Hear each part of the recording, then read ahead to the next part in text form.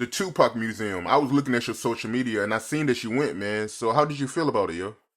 I had to go to the Tupac Museum exhibition because it pretty much breaks down not only the music side of it, but it pretty much break down where he came from with his mother, her involvement with the Black Panthers. It started off showing, how she was unjustly imprisoned. I think they try to give her, if I'm not mistaken, 90 something years. You know what I mean? She had the longest trial in the history of New York, and she represented herself and she beat that trial. She was a very educated woman, So I took my kids there. They asked a lot of questions, so I said, you know what? I'm gonna take them there, and I'm gonna break it down to them so they can hear it from the horse's mouth. You know what I mean? So they can see that for us, it was deeper than music. The foundation started off trying to speak out against injustice and things like that. So it was good to see. It was definitely emotional because it brought up, a lot of memories back. But it was good to see. I went with my homie Tiny. I think people heard me mention his name before, the Mexican homie that we met, in Arizona.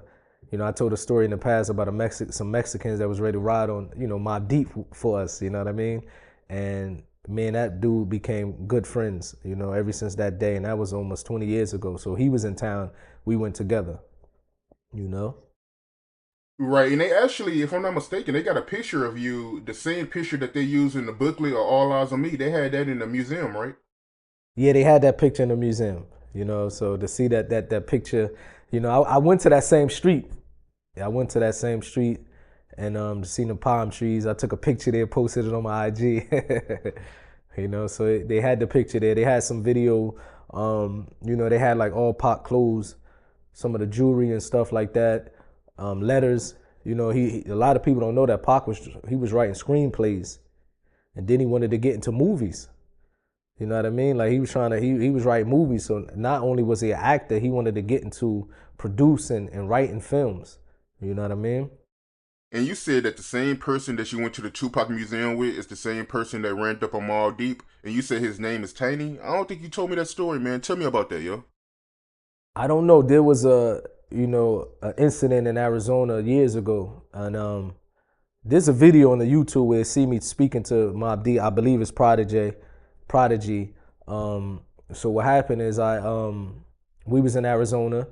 The Mexican homies, they love Pac, and they came to us and said, "Look, we know where Mobb Deep at. We strapped up. Y'all want to go ride? Let's go ride."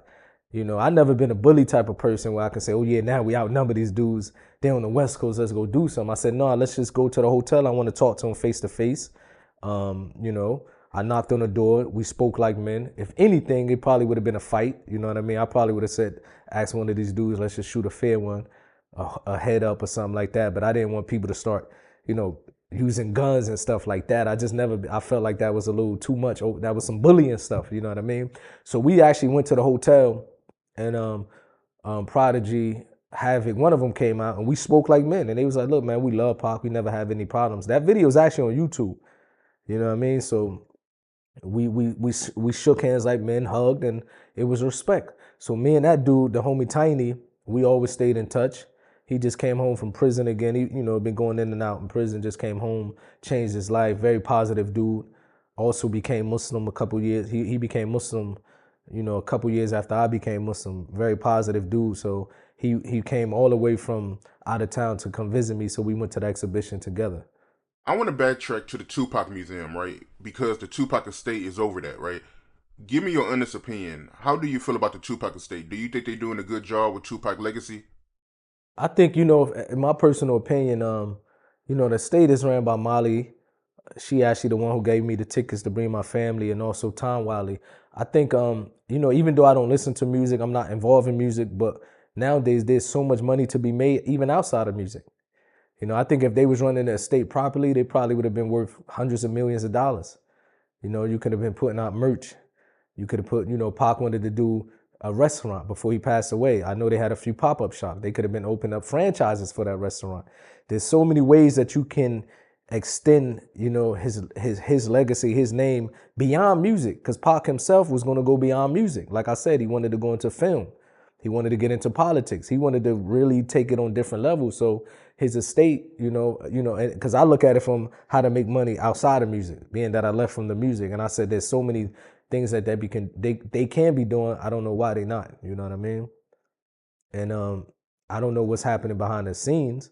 Because sometimes it's easy from the outside looking in. It's easy, to give our opinion, but I don't know what's really happening. What they're going through. Is any turmoil? Is they going through any lawsuits? Because in the music industry, there's always some lawsuits from here. It's a bunch of mess. But to have Pac name and to be able to, use that name, I think it should have been, it should have been worth $1 billion right now. Yeah, I agree, man. And speaking of the estate, man, you know Tupac, and you know how he had issues with Allen Hughes, and they had a fight, and I think he went to jail for a little for that incident. How do you feel about him being behind a Tupac documentary? I think it's a lot of things that we can question and ask ourselves. If Pac was alive, would he be involved with doing business with this person or that individual? When he passed away, as you mentioned, he wasn't on good terms with the Hughes brothers. They sued him. They tried to put him in jail. You know what I mean? They tried to put him in jail. Even though I know before his mom's passed away, if I'm not mistaken, she did some interviews with him and the Hughes brothers. But as far as Pac, and as far as from what I remember, he didn't like him. You know what I mean? So now, if he would have became mature and sat down with him, I don't know. You know what I mean? Because people grow up and people change. But if we talk about the Pac from the way he passed, he wasn't getting along with them. He didn't really like him. They tried to, put him in prison. They had a lawsuit against him, if I'm not mistaken. He went to jail behind him. I don't know if they had a lawsuit. Let me correct that. But they definitely called the police on him.